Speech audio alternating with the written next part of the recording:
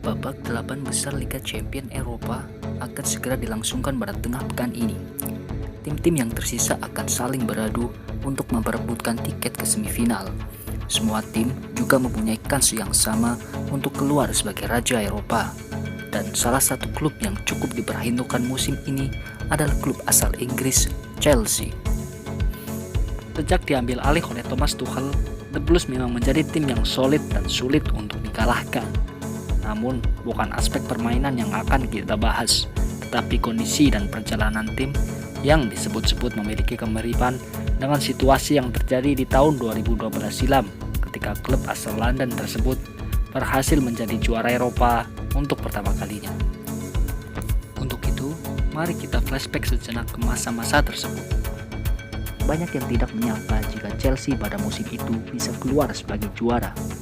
Karena biasanya tim yang paling konsistenlah yang bakal menuai hasil di akhir kompetisi. Namun, Chelsea punya alur yang berbeda. Kondisi intern klub yang kurang kondusif serta performa yang naik turun membuat pelatih Chelsea saat itu, Andre Villas-Boas, yang baru datang di awal musim, harus kehilangan pekerjaannya.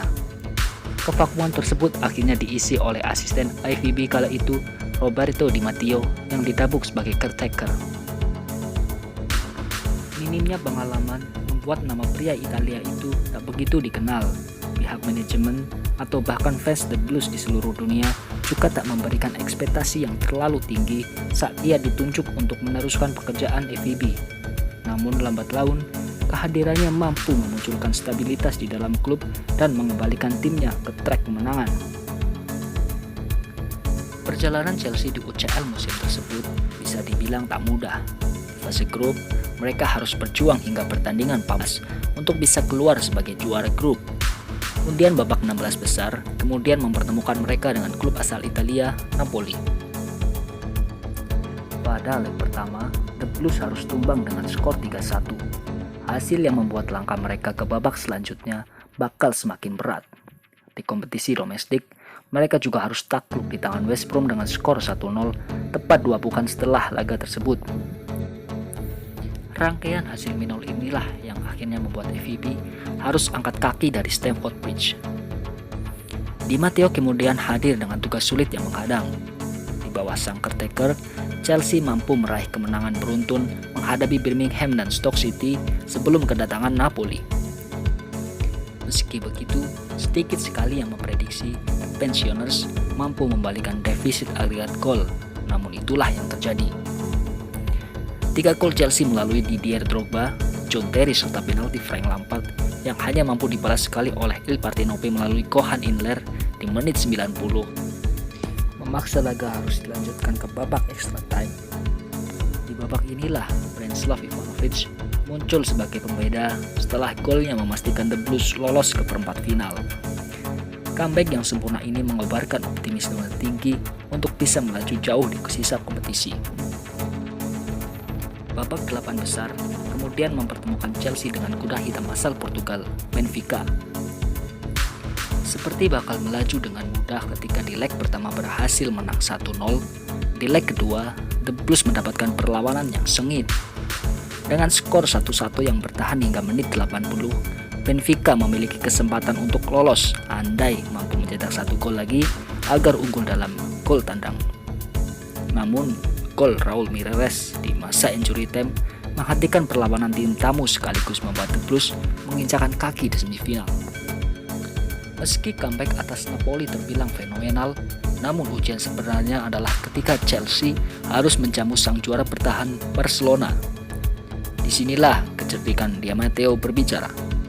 Sadar tak unggul jika bermain terbuka melawan tiki-takanya Barca, Di Matteo memainkan sepak bola reaktif selama 2 leg dengan memperkuat area pertahanan dan melancarkan serangan balik cepat ketika berhasil merebut bola. Strategi tersebut ternyata manjur. Kendati banyak ditekan, The Blues berhasil mengantongi kemenangan 1-0 pada leg pertama di Stamford Bridge. Kerja keras Chelsea hampir berakhir percuma kala memainkan laga leg kedua di Camp Nou. Gol Sergio Busquets di menit 35 serta Andres Iniesta di menit 43 mampu merontokkan tembok pertahanan pasukan London.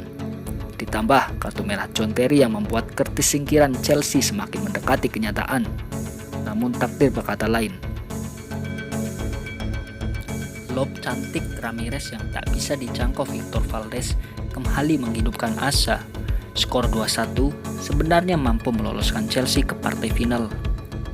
Namun dengan bombardir yang terus dilakukan tim Katalan, tentu hasil tersebut belum. Bahkan Barca sempat mempunyai kans untuk mengadakan keunggulan andai penalti Lionel Messi tidak membentur Mister Gawang. Justru Chelsea yang terus bertahan sepanjang permainan mampu menyamakan kedudukan, mengecoh Valdez dan melesakan gol penyeimbang di masa injury time. Dengan hasil tersebut, Chelsea membayar dendamnya di semifinal 2009 serta lolos ke partai puncak untuk kedua kalinya sepanjang sejarah. Di partai final, mereka sudah ditunggu oleh raksasa Jerman Bayern Munchen. The Bavarian mempunyai keuntungan karena laga digelar di markas mereka, Allianz Stadium. Meski begitu, laga berjalan cukup alot. Gol yang ditunggu-tunggu baru hadir di menit ke-83 melalui sundulan Thomas Muller.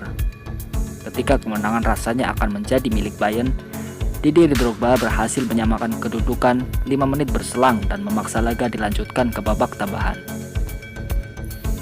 Di babak ini, tim asuh Jupp Heynckes mempunyai kesempatan untuk kembali unggul setelah mendapatkan hadiah penalti.